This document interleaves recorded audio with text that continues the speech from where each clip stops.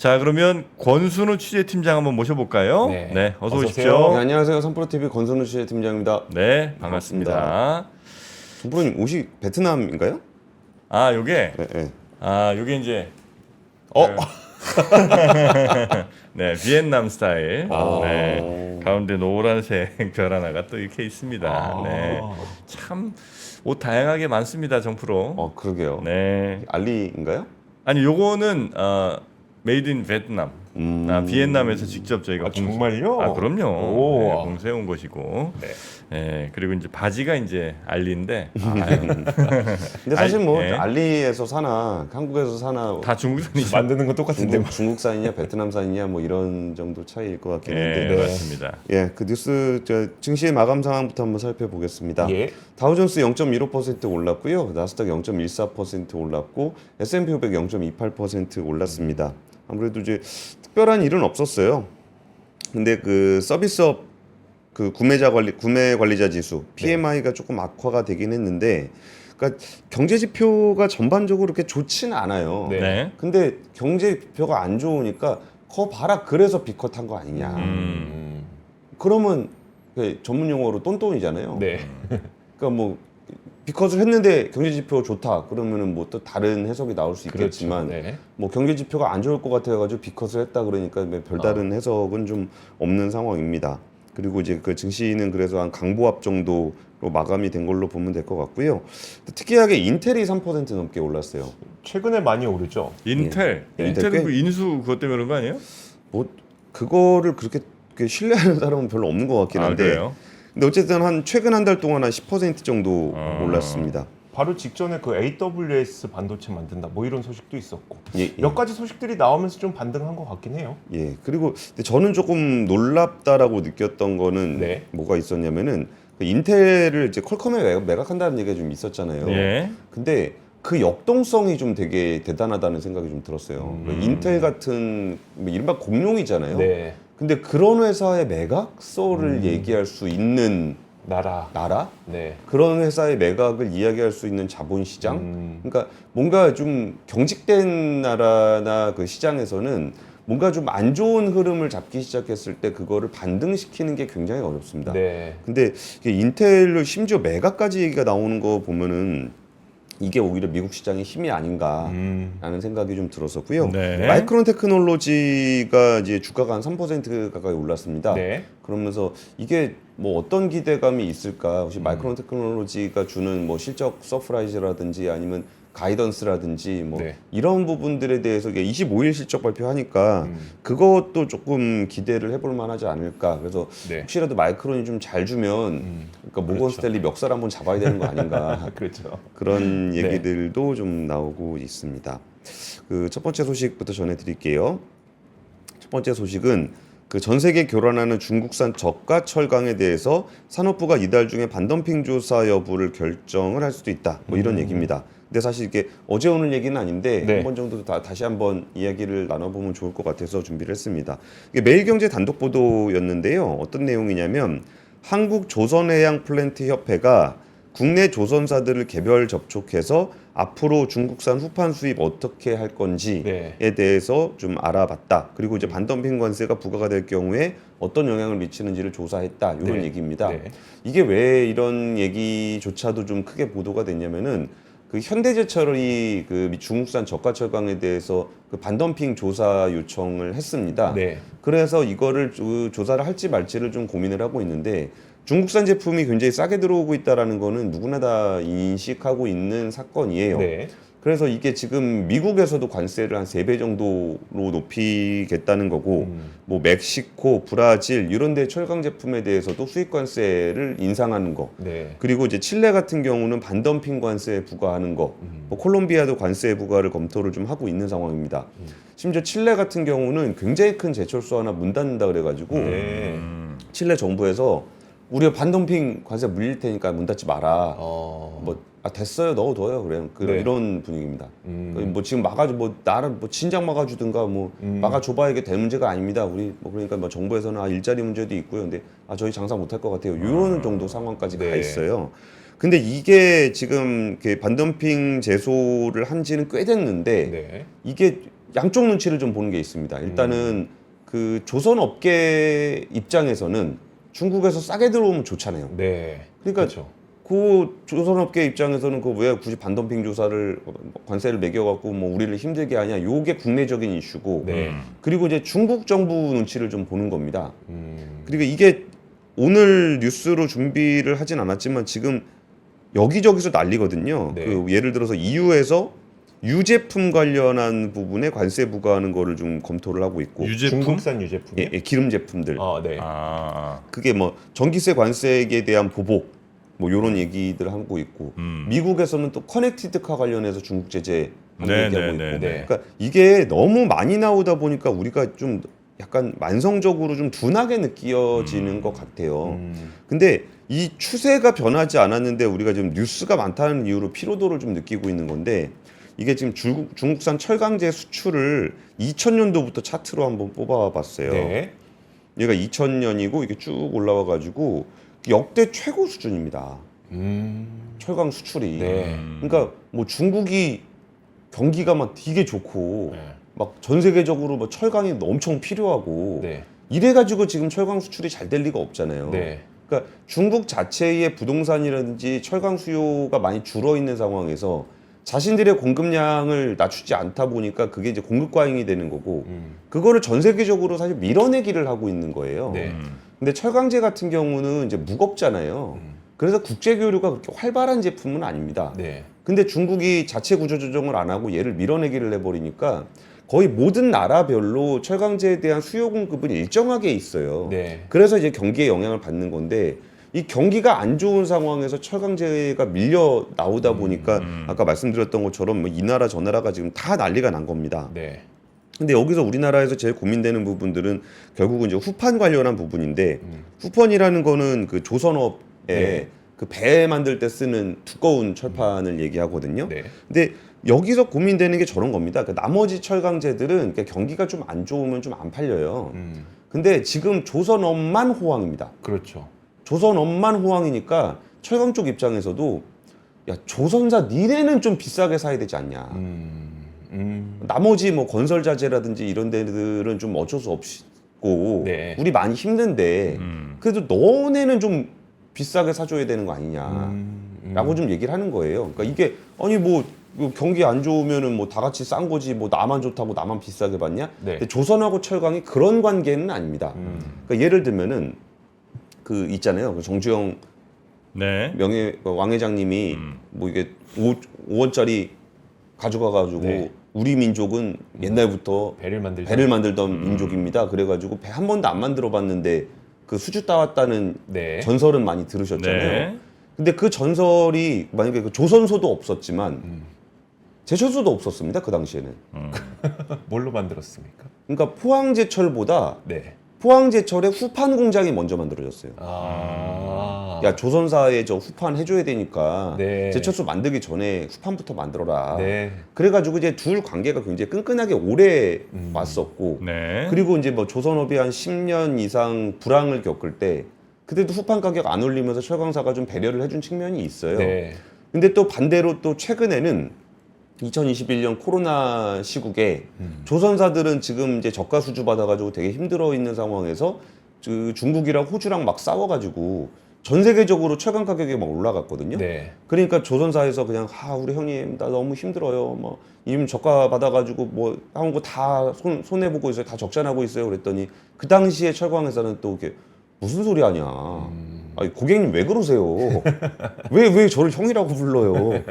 지금 전 세계적으로 철강가 많이 오른 거 아시잖아요. 그래가지고 그 당시에 철강사는 역대 최고급 실적을 냈었고 네. 조선사는 그때 적자를 내고 막 그랬었어요. 네. 근데 이번에는 또 이제 상황이 또 역전이 돼서 조선사들은 아니 뭐 중국에서 싸게 주겠다는데 뭐 이렇게 비싸게 받으려 그래요. 네. 이런 상황이 좀 이어지고 있다 보니까 굉장히 거의 철강사 전체를 흔들 수 있을 정도의 굉장히 중요한 이슈인데 네. 이게 중국이라든지 이해관계자들이 좀 많이 얽히면서 좀 수면 아래에서 굉장히 치열하게 논의가 되고 있어요.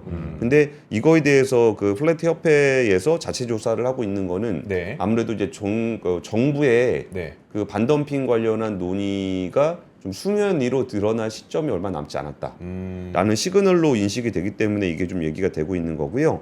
그 이달 중에는 그 산업부 무역위원회가 조사 개시 여부를 결정할 걸로 알려져 있는데 네. 이달 중이라고 해봐야 좀 뭐 며칠 안 남았으니까 이것도 그냥 우리나라의 그 중장대 산업 기간 산업인 조선과 출광에 좀 굉장히 큰 이슈가 될 만한 일입니다. 그리고 이제 중형조선사 같은 경우는 중국산 후판 비중이 거의 한 30에서 50% 정도 되기 때문에 이 부분들에 대해서는 좀 그 투자하시는 분들도 관심을 가지고 보셔야 되지 않을까 싶습니다. 결국 네. 조사를 한다고 하면은 그 반덤핑 결과가 나올 가능성이 높고 예.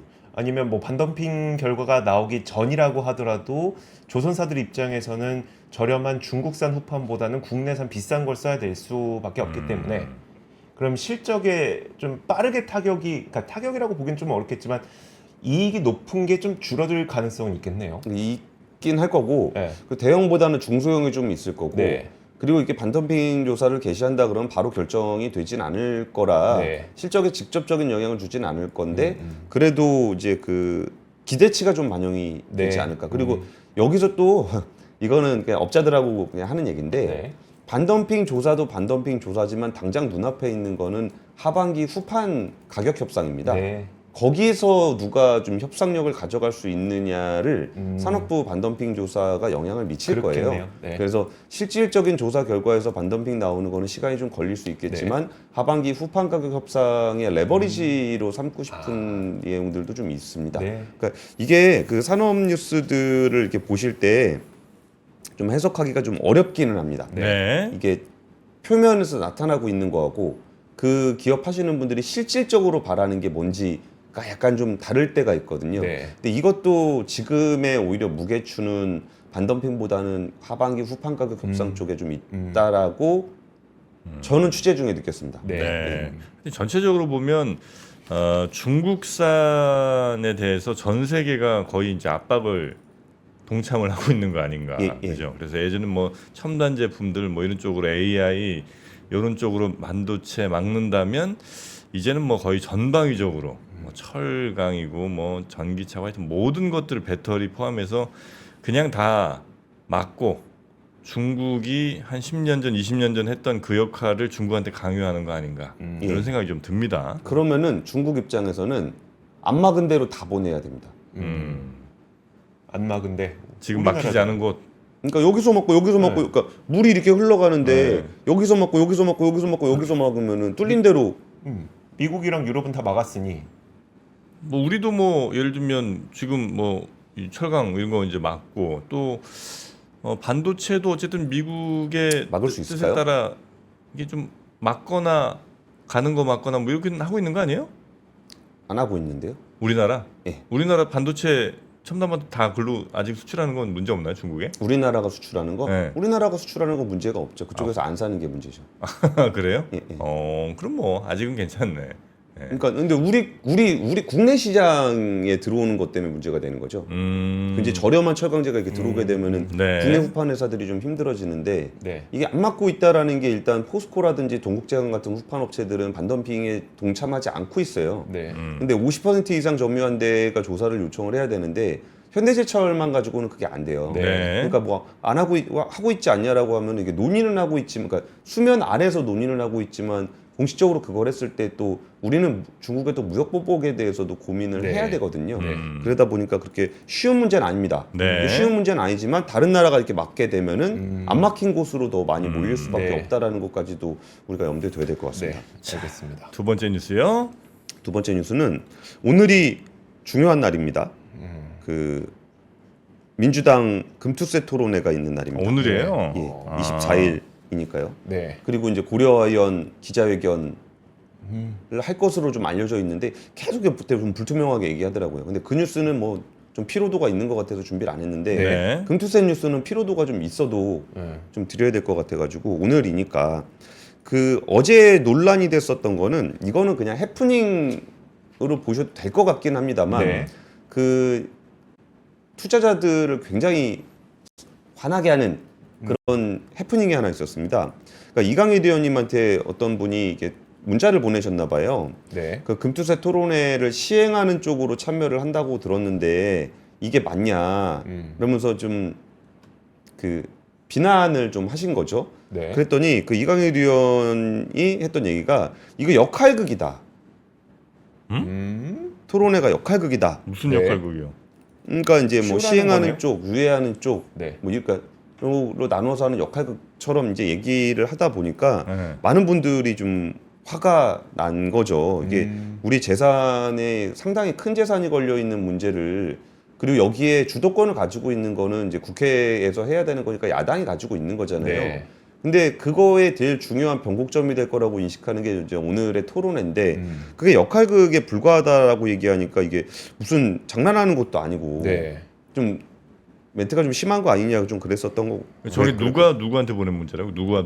이강일 의원님이 이제 그 그러니까 투자자들이 막 항의 문자를 보내니까 예. 이분들 좀 화가 나셨겠죠. 너무 많이 항의 문자를 받으니까. 네. 근데 거기서 이제 역할극이라고 했다 그래가지고 좀 논란이 좀 됐었습니다. 근데 이 부분들에 대해서는 이제 사과를 하는 걸로 좀 됐어요. 근데 이건 그냥 일종의 해프닝이라고 지금 말씀을 드렸던 게 이게 뭐 모든 토론회는 역할극일 수도 있죠. 네. 근데 그걸 또 역할극이라고 얘기할 필요는 없잖아요. 근데 어쨌든 우리는 이게 뭐 다른 것도 아니고 그 민주당이 절대적으로 네. 좌지우지할 수 있는 내용인데 그 안에서 그 논의를 하는 과정을 역할극이라고 한다 그러면은 누가 다 정해놓고 한다는 얘기로밖에 안 보이잖아요. 네. 그래서 이제 그런 부분들을 좀 오늘 굳이 말씀드리는 이유는 그러지 마셔라. 역할극이라고 생각하지 마셔라. 라는 얘기를 좀 드리고 싶었던 거고요. 여기서 그 시행을 해야 된다는 쪽에 3명, 그리고 유예를 해야 되는 쪽에 3명, 그리고 이제 김병욱 전 의원이 추가로 구성이 좀 됐습니다. 그러면서 이제 금투세 패키지 보완 입법을 민주당이 내놓긴 내놨는데요. 네. 공제 한도를 5천만 원에서 1억 원으로 상향을 하고 그리고 손실 공제 기간도 2월 기간도 5년에서 10년으로 2배 확대한다는 것이 주요 내용입니다. 네. 근데 여기서 이런 거 보완할 거면은 진작했어야 된다고 생각해요.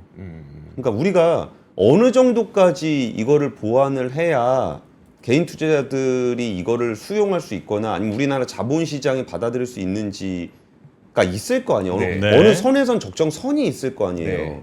그럼 그동안 이제 금투세에 대해서 이게 다양한 그 요인들 영향을 미칠 수 부작용이 있을 수 있는 부분들이라든지 아니면 제도적으로 시행이 좀 쉽지 않은 부분이라든지 그렇게 오랫동안 지적을 했잖아요. 네. 그래서 이런 부분들을 개선하지 않으면은 시행했을 때 좀 타격이 좀 클 수 있다라는 얘기를 해왔던 거잖아요. 네. 그러면은 그때 좀 이런 것들을 개선을 하면서 이렇게 하면 되겠까? 이렇게 하면 자본시장에 대한 충격이 더할까? 네. 이런 게 하면 좀 덜할까? 아니면 이런 거를 패키지로 묶으면 예를 들어 상법 개정안이라든지 이런 거를 묶어서 뭐 거버넌스를 같이 하면 좀 될 수 있을까? 그러니까 자본시장이 수용할 수 있는 내용을 가지고 논의를 하려고 했다면 네. 더 진작했어야 된다는 거예요. 그리고 이제 이거 입법해가지고 한다 그러면은 솔직히 저는 그 지금 뭐 그 여의도에 전산하시는 분들 얘기 들어보면 그거 보완 입법 하더라도 올해 내년 1월 1일 시행 모르겠어요. 네. 얼마나 사람을 갈아 넣어가지고 밤새도록 일을 시키면 가능한지는 모르겠으나 거의 불가능할 거다라는 얘기가 좀 주로 나오고 있습니다. 네. 그래서 이게 단순히 역할극으로 끝날 문제도 아닐 거고 그리고 이게 말로 끝날 수 있는 문제도 분명히 아니다. 네. 뭐 지금 그러니까 말로 끝낼 거면은 최소한 올해 초에는 했어야 돼요. 그러니까 말로 이렇게 해보면 어때요? 이렇게 해보면 어때요? 이렇게 해보면 어때요? 이렇게 해보면 어때요? 이 얘기는 진짜 올해 초에는 해서 이미 다 마무리가 됐어야 되는 건데 지금 와서 뭐 5천만 원이면 어떻겠냐? 1억이면 어떻겠냐? 2억이면 어떻겠냐? 3억이면 어떻겠냐? 이런 얘기를 한다는 거를 자본시장이 받아들일 수 있을지 모르겠어요. 네. 그래서 그런 이슈가 좀 있고 한국경제신문 보도에 따르면은 이것도 약간 좀 숫자가 과장된 거긴 한데 5천만 원 이상 수익을 낸 개인 투자자 계좌 잔액이 네. 한 100조 원은 될 거다라고 좀 추산을 했습니다. 이게 전체 개인 잔액의 13.5%라는 건데 이게 5천만 원 초과하는 뭐 계좌를 한 3대 증권사 계좌 정도를 되게 조사를 해봤나 봐요. 네. 근데 거기서 한 46조 정도 되니까 여기가 점유율이 50% 정도 되니 이걸 다 해보면 한 100조 되지 않겠냐 뭐 네네. 이런 식의 추산입니다. 네. 근데 어쨌든 100조 되는 돈에다가 뭐 그러니까 수익 난 거 기준으로요. 네. 거기에 한 20% 정도 세금을 내라고 한다 그러면은 거기서 이제 그 시장 다 떠나지 않겠느냐 뭐 이런 얘기인데 사실 이거는 굳이 이렇게까지 계산을 다 뭐 100조다, 200조다 이런 숫자로 얘기할 필요까지 별로 없을 것 같기는 해요. 지금 돈 좀 있는 사람들 여기서 수익 확정하면은 국내 주식 또 투자합니까? 이거 너무 자본시장 참여하시는 분들은 다 느끼잖아요. 네. 여기서 수익 좀 나고서 거기다 세금 한 20% 낸다 그러면은 그럼 미국장 가지. 미국장도 세금 내지 않냐? 미국장 수익이 많이 나잖아요.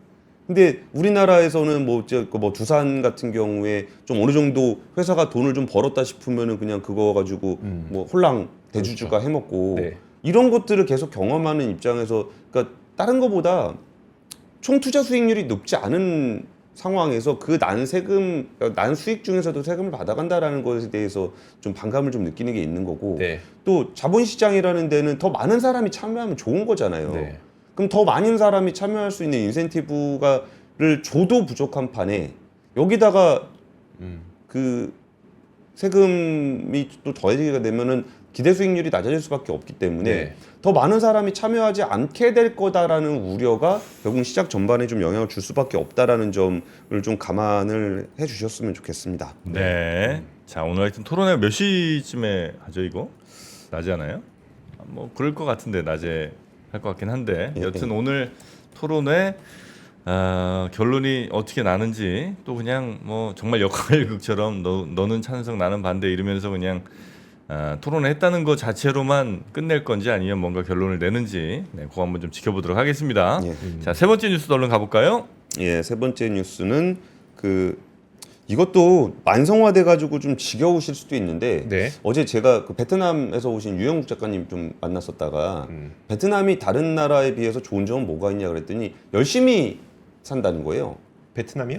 예. 그러니까 우리가 예전에 그 아세안 국가들 하면은 좀 그 인건비는 싸지만 좀 느슨하다. 나태한, 네.